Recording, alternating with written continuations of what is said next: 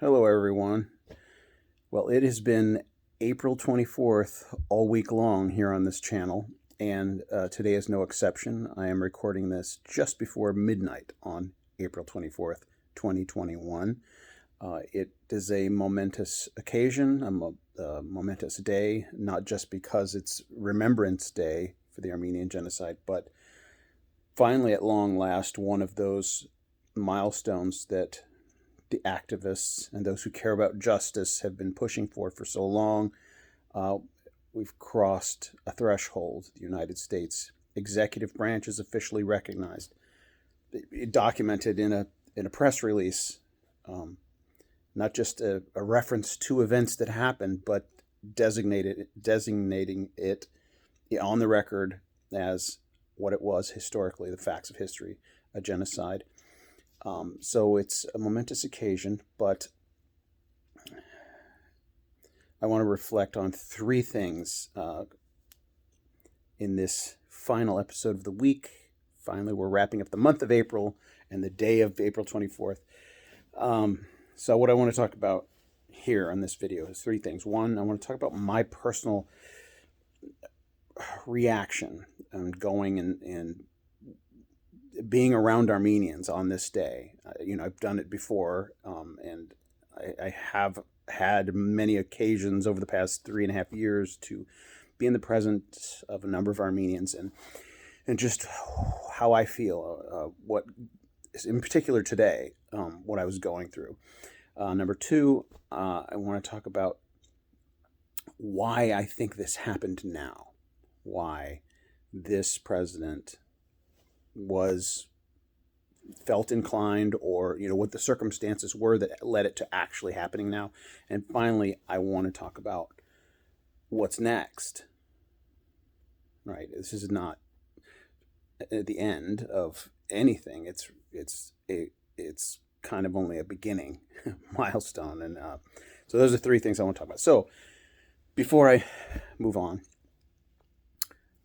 you know what time it is. It's time to subscribe and share and click the like button and comment. Click the like button and share this channel, share this video with your Armenian friends, your Christian friends, or your friends that may have heard of the Armenian Genocide for the first time this week. Wait, what? The president recognized what? This thing that happened? Well, if you know people like that, which you probably do, pass this channel along. I'm a non-Armenian that is obviously engrossed with this, so maybe they'll see it from my point of view, or maybe I have insights that will help them to understand. Anyway, all right. So here's my frustration. What I go through today is I still feel like an outsider. All right, I have dedicated my life to this for 3.5 years. I have the rights to the Soghomon Tehlirian story, right? How could I feel like an outsider? You feel like I'm that deep. Like I'm so deep into this, deeper than anybody could possibly imagine, right? To have the rights to the most incredible story of justice from the Armenian people. Yet, nobody knows that. Nobody knows that. I go to this event where there's thousands of people there, and I'm all by myself.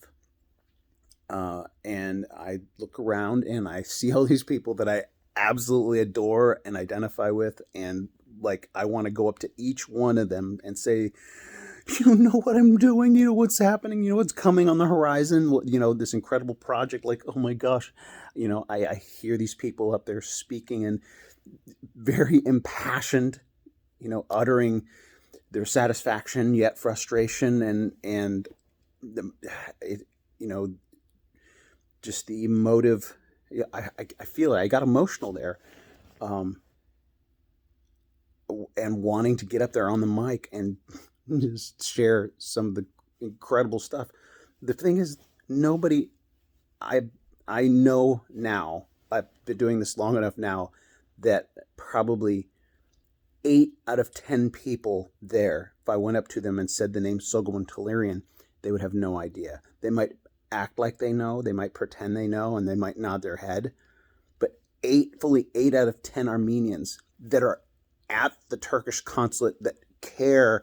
I mean, all Armenians care to some degree, but those who would get up on a Saturday on April 24th and go down to the Turkish, that's a different level of, involvement.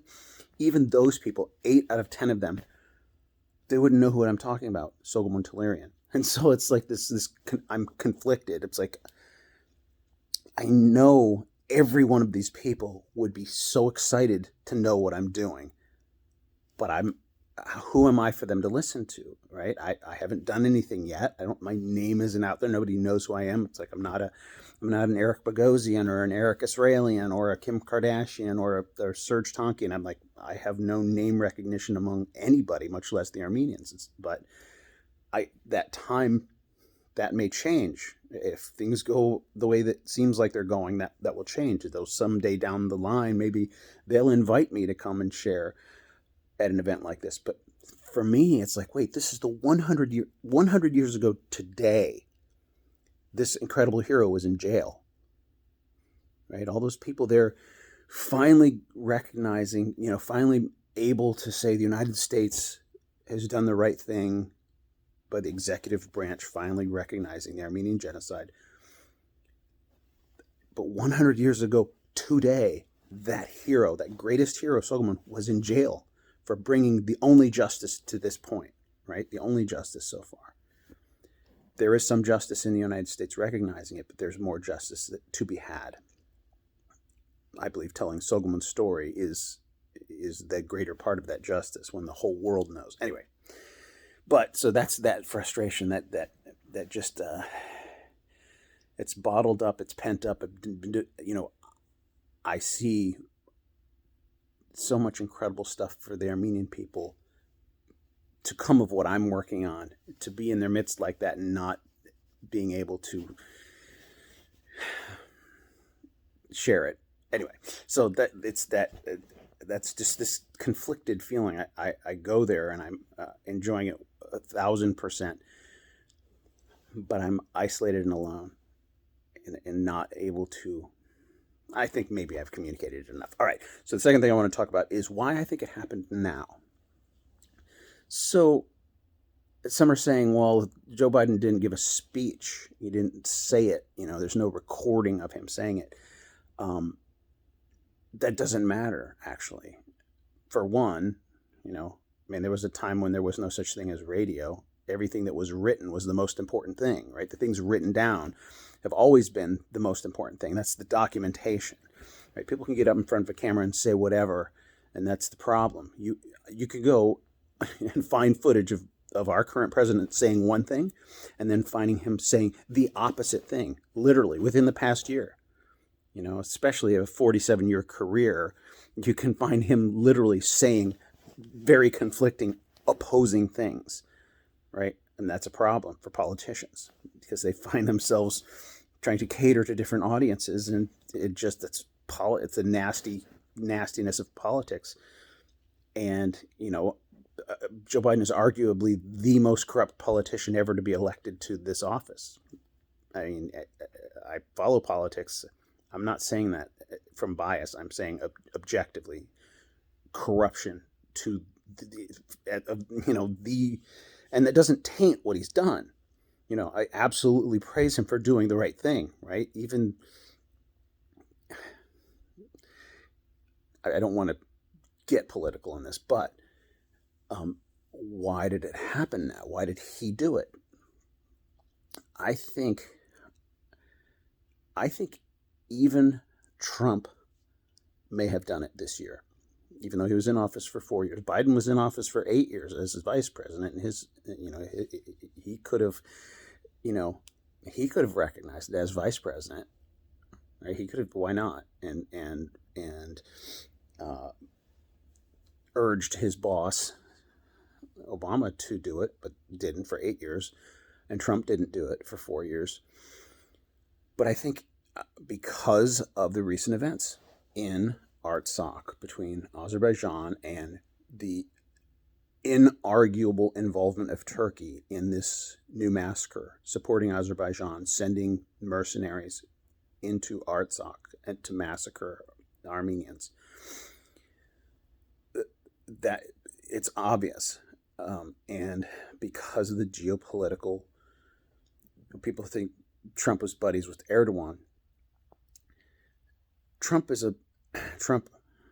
Sorry, let's not talk about Trump, but I'm saying the state of affairs right now in the world, I think it actually wouldn't have mattered if whoever was elected, that April 24th.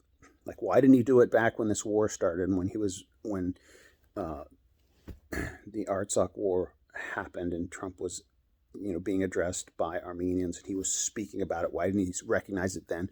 Well, April 24th is the day you're going to have to do it, right? April 24th is the day when everybody's paying attention to it. And so that's when it is the most logical time. If you're going to do it, that's when to do it. And so that's when it was done today. Also, I did see somebody on Instagram saying it's probably better that Biden didn't go on camera to say it because he may have misspoken. Biden is diminished. He is not an inspiring speaker. I don't know that he's ever been an inspiring speaker, but especially now he's in his sundowning or sunsetting? Like, he's sunsetting. It is evident to everyone that he is in a diminished capacity. He is reading a teleprompter and trying to be careful not to misspeak, right? He can't even read a teleprompter properly. He still misspeaks all the time. He's not going out in public hardly at all. Less than any president in recent history is not speaking in public, and it's always a teleprompter. He's always reading. He cannot speak off the cuff, and if he does, he always gets in trouble. So in this regard, you don't want a feeble, mealy-mouthed, uninspiring statement about the Armenian genocide being recognized. You don't want that. It being in writing and articulated clearly in writing is the best case anyway. All right, finally, what now? Now what? Now the Armenian genocide is recognized. Some people, that's been their goal their whole life, their whole mission, and have been frustrated forever and even doubting, thinking it will never happen. And lo and behold, it happens. Then what? Right? You think of the dog that chases the car. What happens if you catch the car? Right? I never thought I'd actually catch it. And now that I've caught it, what do you do with it? Well, now that this has happened, it's happened. And so sometimes when you accomplish something, there's a depression that sets in. It's like, wow, that's all my life. My whole life was wrapped up in that. And now I have nothing to live for, right? It's an emptiness, a vacuum. But others are like, well, have already realized that that's not the end goal. It's a goal. And so some are talking about reparations, right? Now it's time for reparations. Well, the problem with that is you can't compare it to Germany with the Jews, because Germany lost a war and everybody recognized the genocide immediately, right? Germany had no choice in the matter. That it's like they couldn't deny, they couldn't obfuscate it forever. And so those reparations went into effect immediately. Well, Turkey still hasn't recognized the genocide, right? It's not like the United States can force Turkey into reparations, right? I guess, draw up some sanctions saying we will not do business with you until, that's probably what's, being proposed and lobbied for. But until Turkey recognizes it, I doubt there's going to be sanctions or reparations. The land, Eastern Turkey is Western Armenia, right? All that land. Armenia's national monument, Mount Ararat, is in Turkey, right? The easternmost portion of Turkey. Oh, that's the middle of Armenia, literally. So I think right now what needs to be focused on, and I've mentioned it on this channel, 3 things. Recognition of the Armenian genocide, check, done. 2 more things on that list for the short term. Get those prisoners of war freed. 260, whatever the number is. Young men, and I imagine some women, because they took civilians as well, being tortured, isolated in a country that hates them, will not respect them, torture them. The pressure. United States needs to put pressure on Azerbaijan to release the prisoners of war. And the last thing, the name of this channel, Sovereign Artsakh, that territory needs to be sovereign. It needs to be recognized by the international community as a sovereign nation. That's what's next. All right, subscribe, share, pass this along. I don't know if I'll go back to the normal format next week. I'm having some technical issues. It's frustrating, but at least we were able to focus on the good news all week this week.